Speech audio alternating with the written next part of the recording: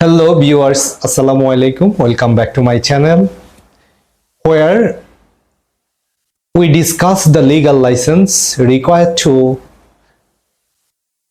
establish a business in the RMG industry. I am Kabir Hussain.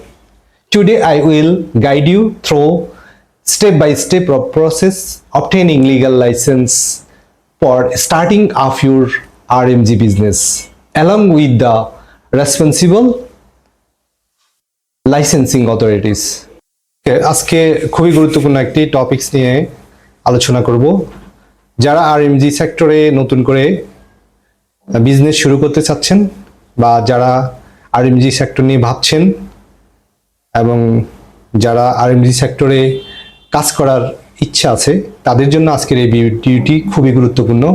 এই ভিডিওটির মাধ্যমে আপনি জানতে পারবেন কী ধরনের লাইসেন্স প্রয়োজন হয় এবং কিভাবে লাইসেন্সগুলা প্রসেস করতে হবে এবং কোত্থেকে এবং রেসপন্সিবল অথরিটিস বিষয়গুলা আজকে এই ভিডিওতে সম্পূর্ণ ভিডিওটি দেখবেন। আশা করি তাহলে আপনারা অনেক উপকৃত হবেন। তো চলুন আমরা আজকের ভিডিওটি শুরু করি। Business registration and trade licence. একটা ব্যবসা শুরু করতে গেলে, যে কোনো বিজনেস শুরু করতে গেলে প্রথমে ট্রেড লাইসেন্স আমাদের প্রয়োজন হবে। আর ট্রেড লাইসেন্সটা আমরা যে কোনো একটা কোম্পানি যখন শুরু করব তার নাম প্রথমে ঠিক করতে হবে এবং লেটার হেড লাগবে। তারপর আমরা সিটি কর্পোরেশনের বা মিউনিসিপ্যালিটি বা অথরিটি যারা আছে, লোকাল অথরিটি যারা আছে তাদের কাছে ট্রেড লাইসেন্সের জন্য অ্যাপ্লাই করব। এই ক্ষেত্রে কোম্পানির নাম, এনআইডি, মালিক বা ওনার্স যে থাকবে ওনার এনআইডি এবং ল্যান্ডের ডিড বা এগ্রিমেন্ট, রেন্ট এগ্রিমেন্ট বা ট্যাক্স রিটার্ন, এই বিষয়গুলা, এই ডকুমেন্টগুলো খুবই গুরুত্বপূর্ণ আপনি যখন ট্রেড লাইসেন্স নিতে যাবেন। এরপরে আমরা দেখব পার্টনারশিপ বা প্রাইভেট লিমিটেড কোম্পানি রেজিস্ট্রেশন যদি হয়, এই ক্ষেত্রে রেজিস্ট্রেশন অবশ্যই লাগবে। সেটা হচ্ছে জয়েন্ট স্টক কোম্পানি থেকে রেজিস্ট্রেশন নিতে হবে এবং এই ক্ষেত্রে আরও কিছু ডকুমেন্ট খুবই গুরুত্বপূর্ণ। Certificate of incorporation, memorandum of article association, IT 10B, form 12, form 117 এবং আরও যেটা হচ্ছে Bangladesh board of investment authority থেকে একটা রিকমেন্ডেশন লেটার লাগবে। তো নেক্সট স্লাইডে আমরা দেখি ট্যাক্স অ্যান্ড ফাইন্যান্সিয়াল রেজিস্ট্রেশনের ক্ষেত্রে আমাদের কোম্পানির জন্য টিন অবশ্যই লাগবে, টিআইএন। এটা এনবিআর থেকে টিন নিতে হবে। ব্যাট রেজিস্ট্রেশন আমাদেরকে করতে হবে, এটাও এনবিআর থেকে। তারপর হচ্ছে আমরা যদি এক্সপোর্ট ইম্পোর্ট করি তাহলে সেই ক্ষেত্রে আমাদের ইআরসি এবং আইআরসি অবশ্যই লাগবে। এটা আইআরসির জন্য কিছু ডকুমেন্ট প্রসিডিউর আছে, ডকুমেন্টগুলো আমাদেরকে অবশ্যই জমা দিতে হবে আইআরসি এবং ইআরসির জন্য। এরপর হচ্ছে যে আমরা যখন বিজনেস শুরু করবো আমাদের ব্যাংকিং ট্রানজ্যাকশনের জন্য, ব্যাংকিং চ্যানেলের জন্য একটা ফরেন এক্সচেঞ্জ আছে, এরকম ইন্টারন্যাশনাল বিজনেস যেসব ব্যাংকের সাথে আছে ওই ব্যাংকগুলোতে আমরা একটা লিয়েন ব্যাংক হিসেবে আমরা আমাদের বিজনেস অ্যাকাউন্টে ওপেন করব। এই ক্ষেত্রে বিজনেসের অ্যাকাউন্ট করার জন্য অনেকগুলা ডকুমেন্ট লাগতে পারে, সেই ক্ষেত্রে প্রয়োজনীয় ব্যাংকের রিকোয়ারমেন্ট যে ডকুমেন্টগুলো আমাদেরকে রেডি করতে হবে। পরে 3 নম্বর স্টেপে আমরা দেখি ফ্যাক্টরি লাইসেন্স এবং বিল্ডিং অ্যাপ্রুভালের ক্ষেত্রে প্রথমে আমরা যখন একটা ফ্যাক্টরি করব, ফ্যাক্টরি করার জন্য আমাদেরকে একটা ফ্যাসিলিটি, যেটা হচ্ছে ফ্যাসিলিটি বা বিল্ডিংয়ের যে বিল্ডিং আছে বিএনবিসির কোড অনুযায়ী, ন্যাশনাল বিল্ডিং কোড অনুযায়ী আমাদেরকে বিল্ডিংটা তৈরি করতে হবে।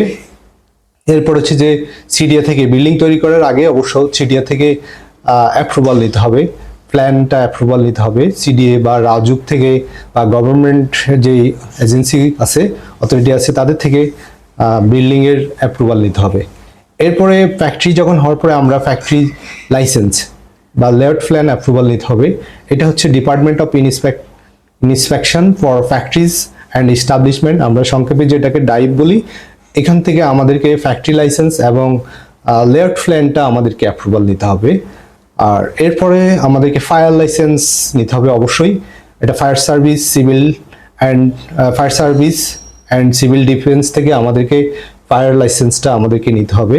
এই ক্ষেত্রে ফ্যাক্টরির ট্রেড লাইসেন্স লাগবে, ফ্যাক্টরি লেট প্ল্যান লাগবে, টিএন লাগবে, এবং আরও অন্যান্য কিছু ডকুমেন্ট, কাগজপত্র ওরা চাইবে। এই কাগজপত্রগুলো আমাদেরকে দিতে হবে। এরপর হচ্ছে যে আমরা যেটা জানি এনভায়রনমেন্টাল ক্লিয়ারেন্স সার্টিফিকেট। এটা অবশ্যই লাগবে যেই সব কারখানাগুলোতে শুধুমাত্র কাট টু সুইং হয়, এই ক্ষেত্রে ইটিপি না থাকে বা ইটিপি প্ল্যান না থাকে, তাহলে তাদের জন্য ক্লিয়ারেন্স সার্টিফিকেট নিতে হবে। এটা হচ্ছে যে ডিপার্টমেন্ট অফ এনভায়রনমেন্ট, আমরা সংক্ষেপে যেটাকে বলি DOE। এরপরে আমরা নেক্সট পরে স্পেশালাইজড লাইসেন্স অ্যান্ড মেম্বারশিপ। আমরা জানি গার্মেন্টস ইন্ডাস্ট্রির জন্য যারা এক্সপোর্ট ইম্পোর্ট বিজনেস করে তাদের বন্ডেড হাউস লাইসেন্স অবশ্যই লাগবে, কারণ সেই ডিউটি ফ্রি ম্যাটেরিয়াল ইম্পোর্ট করবে। সো এই ক্ষেত্রে ইম্পোর্টের জন্য এবং এক্সপোর্টের জন্য অবশ্যই বন্ড লাইসেন্স নিতে হবে। তো বন্ড লাইসেন্সের জন্য অনেকগুলো ডকুমেন্ট তৈরি করতে হবে আমাদেরকে। এটাতে প্রায় 33 থেকে 33টা documents required for the bond licence. এই ক্ষেত্রে আমি আরেকটা ভিডিও শেয়ার করব, আশা করি ওই ভিডিওর মাধ্যমে বন্ড লাইসেন্সের ফুল প্রসিডিউর সম্পর্কে আমি আলোচনা করব। এতে আপনারা অনেক উপকৃত হবেন এবং কিভাবে বন্ড লাইসেন্স নিতে হয় ওই বিষয় নিয়ে আমি আরেকটা ভিডিও সবকিছু ক্লিয়ার করে আলোচনা করব। ওকে, নেক্সট আমরা যে লাইসেন্সটা আমাদের লাগবে ইপিবি, এক্সপোর্ট প্রমোশন ব্যুরো থেকে আমাদের ইপিবি সার্টিফিকেট নিতে হবে। এটা আমরা যখন জিএসপি সুবিধা যেসব কান্ট্রিগুলোতে আমরা এক্সপোর্ট করব বা জিএসপি সুবিধার জন্য আমরা এক্সপোর্ট, এই ক্ষেত্রে এক্সপোর্ট প্রমোশন ব্যুরো থেকে আমাদেরকে জিএসপি নিতে হবে। সেই জন্য আমাদেরকে অবশ্যই ইপিবির মেম্বারশিপ বা সার্টিফিকেট আমাদেরকে নিতে হবে। আরেকটা হচ্ছে যে আমাদের দেশে বিজিএমই এবং বিকেএমই দুইটা প্রতিষ্ঠান আছে। এই ক্ষেত্রে আমাদেরকে আমরা আমাদের ফ্যাক্টরি ধরন অনুযায়ী আমরা বিজিএমইর মেম্বার হতে পারি বা বিকেএমইর মেম্বার হতে পারি। এই ক্ষেত্রে এটা খুবই গুরুত্বপূর্ণ বিকেএমই এবং বিজিএমইর মেম্বারশিপ হওয়া। এখানেও কিছু ডকুমেন্টের আছে, ডকুমেন্টগুলো আমরা বিজিএমইতে সাবমিট করার পরে আমাদেরকে বিজিএমইর মেম্বারশিপ সার্টিফিকেট প্রদান করবে।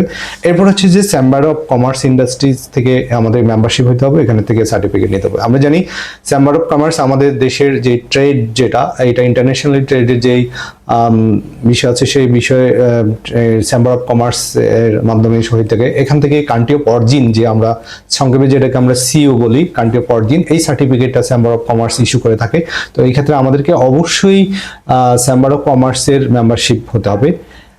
এরপরে আমি যে বিষয়টা নিয়ে আলোচনা করব সেটা খুবই গুরুত্বপূর্ণ, workplace safety and compliance certification. আমরা জানি একটা গার্মেন্টস ইন্ডাস্ট্রি করতে গেলে বর্তমানে কমপ্লায়েন্সের খুবই গুরুত্বপূর্ণ, এবং কমপ্লায়েন্স যদি 100% কমপ্লায়েন্স না থাকে, ফ্যাক্টরি স্ট্রাকচারালি, ফায়ার, ইলেকট্রিক্যালি যদি সেফটি না থাকে, তাহলে বায়াররা অবশ্যই এখানে তারা অর্ডার দিবে না।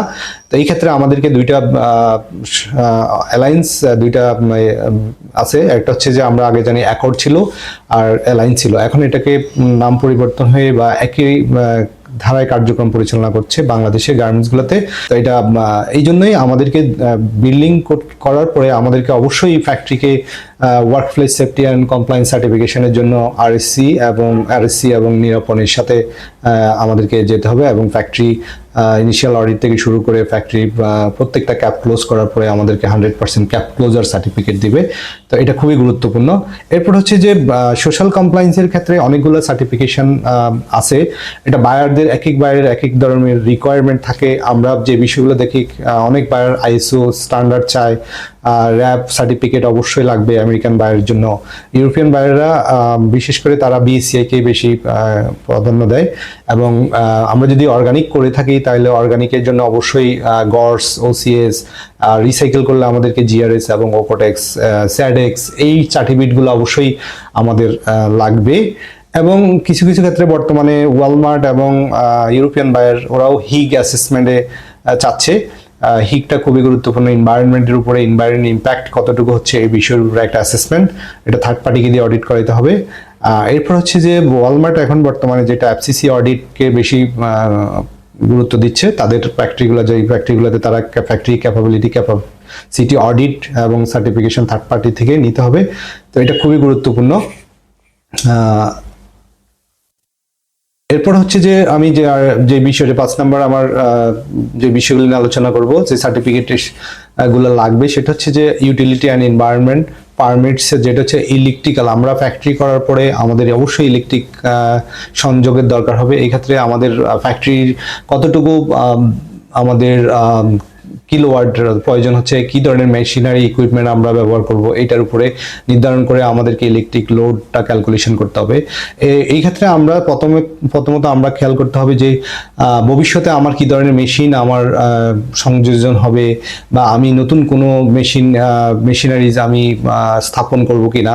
এই ক্ষেত্রে ওই বিষয়গুলো কনসিডার করে আমাদেরকে লোড ক্যালকুলেশন করে আমাদেরকে নিজস্ব সাবস্টেশনের জন্য আমাদেরকে ব্যবস্থা করতে হবে। এইটার জন্য আমাদেরকে পিডিবি থেকে কানেকশন নিতে হবে, ইএলবি থেকে আমাদেরকে লাইসেন্সিং বোর্ড থেকে, ইলেকট্রিক লাইসেন্সিং বোর্ড থেকে আমাদেরকে লাইসেন্স নিতে হবে। এরপর হচ্ছে যে যদি আমাদের গ্যাস বয়লার বা গ্যাস জেনারেটর থাকে, তাইলে অবশ্যই গ্যাস কানেকশন নিতে হবে। ক্ষেত্রে পেট্রোবাংলা বা অথরিটি যারা আছে তাদের থেকে আমাদেরকে গ্যাসের কানেকশনগুলো নিতে হবে। আরেকটা গুরুত্বপূর্ণ বিষয় হচ্ছে যে আমাদের যেই দেশের বর্তমানে যে ইলেকট্রিসিটির যে অবস্থা, ইলেকট্রিসিটির জন্য আমাদেরকে অবশ্যই বিকল্প, আমাদেরকে ব্যাকআপ হিসেবে জেনারেটর ফ্যাক্টরিতে প্রতিস্থাপন করতে হবে। এই ক্ষেত্রে জেনারেটর আমাদের যদি থাকে, আমাদেরকে অবশ্যই এটা রিকোয়ারমেন্ট, বাইরেরা যখন অডিট করে সোশ্যাল কমপ্লায়েন্সের অবশ্যই এটা দেখে, সেটা হচ্ছে ওয়েবার লাইসেন্স, জেনারেটরের জন্য ওয়েবার লাইসেন্স সার্টিফিকেট নিতে হবে। এটা বাংলাদেশ এনার্জি রেগুলেটরি কমিশন থেকে, সংক্ষেপে আমরা যেটাকে বলি বিইআরসি থেকে আমাদেরকে জেনারেটর ওয়েবার লাইসেন্সটা নিতে হবে। এরপর হচ্ছে যে বয়লার লাইসেন্স, এটা অবশ্যই যেসব ফ্যাক্টরিগুলোতে যারা ওভেন করে তাদেরকে তো অবশ্যই বয়লার থাকে, তাদের জন্য বয়লার লাইসেন্স নিতে হবে। এবং বয়লার কত কেজি বয়লার ইউজ করতেছে এটার উপরে ডিপেন্ড করে বয়লার লাইসেন্স। এবং এখানে একটা বয়লার আইন আছে, ওই আইন অনুযায়ী বয়লার যেসব বিষয়গুলো, সেফটি মেজারগুলো, এগুলো সম্পূর্ণ করার পরে বয়লার লাইসেন্স বা বয়লার লাইসেন্সিং অথরিটি যারা আছে তারা এই বিষয়গুলোকে দেখবে, দেখার পরে লাইসেন্স ইস্যু করবে। এরপর হচ্ছে যে আমাদের ওয়াটার, পানির যেই সংযোগ, আমরা ওয়াসা, আমাদের পানির সোর্স বা আমাদের ডিপ পানির সোর্স থাকে, এক্ষেত্রে ডিপ যদি আমরা নিজেরাও নিজেদের উদ্যোগে যদি ডিপ যদি আমরা বসাই, তাই এই ক্ষেত্রেও আমরা ওয়াসা থেকে ডিপের জন্য আমাদেরকে পারমিশন বা সার্টিফিকেট নিতে হবে। এটার জন্য একটা ফি দিতে হবে, ইয়ারলি একটা ফি দিতে হয়। আর ওয়াসার জন্য আমাদের লাইনের জন্য আমাদেরকে ফি দিতে হবে। ওয়াসার কানেকশনের জন্য যেসব বিষয়গুলো আছে এগুলো মেনে আমাদেরকে ওয়াসার পানির সংযোগ নিতে হবে। তো এরপরের বিষয়ে এনভায়রনমেন্টাল যেটা ইম্প্যাক্ট অ্যাসেসমেন্ট, ইআইএ আমরা যেটাকে বলি, যদি আমাদের ফ্যাক্টরিতে কি ধরনের এনভায়রনমেন্টাল ইম্প্যাক্ট আছে কিনা, এটাকে অ্যাসেসমেন্ট করার জন্য আমাদেরকে ইআইএ করতে হবে। এটা বায়াররা প্রত্যেকটা অডিটের সময় এই বিষয়গুলোকে দেখে, এবং যারা হিগ করতেছে হিগের জন্য অবশ্যই হিগের মডেল এনভায়রনমেন্টাল ইম্প্যাক্ট অ্যাসেসমেন্ট অবশ্যই চাইবে।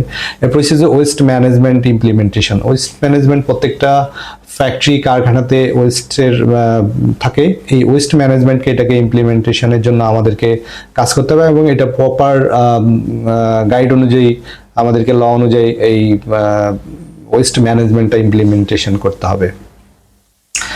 তো আমি আশা করি আপনারা এই ভিডিওটি দেখে আপনাদের অনেক উপকৃত হবে। যারা নতুন করে গার্মেন্টস ব্যবসা আসতে চাচ্ছেন বা উদ্যোগ নিচ্ছেন, বা নতুন যারা গার্মেন্টসে কাজ করবেন, গার্মেন্টসে আসতে চাচ্ছেন, তাদের জন্য আজকের এই ভিডিওটি খুবই গুরুত্বপূর্ণ। প্রত্যেকটা বিষয় স্টেপ বাই স্টেপ প্রত্যেকটা লাইসেন্স বিষয় আলোচনা করেছি, এবং প্রত্যেকটা লাইসেন্সের থেকে যেই সব সংস্থাগুলো থেকে বা গভর্নমেন্ট যেই অথরিটিগুলো আছে বা তাদের থেকে নিতে হবে, এবং এই বিষয়গুলো আলোচনা করেছি। তারপরেও যদি আপনাদের কারো কোনো মতামত থেকে থাকে বা আরও ডিটেইলি জানার ইচ্ছে থাকে, তাহলে অবশ্যই আমাকে ইনবক্স করবেন। এবং আপনাদের যদি ভিডিওটা ভালো লেগে থাকে তাহলে অবশ্যই ভিডিওটা আপনারা শেয়ার করবেন, সাবস্ক্রাইব করবেন। আশা করি আমি আরও ভালো কিছু আপনাদেরকে দিতে পারবো ইনশাল্লাহ, এবং আপনারা আমার সাথে থাকবেন। এবং so see you next video. Thank you RMG Career Excellence, thank you very much. আল্লাহ হাফেজ।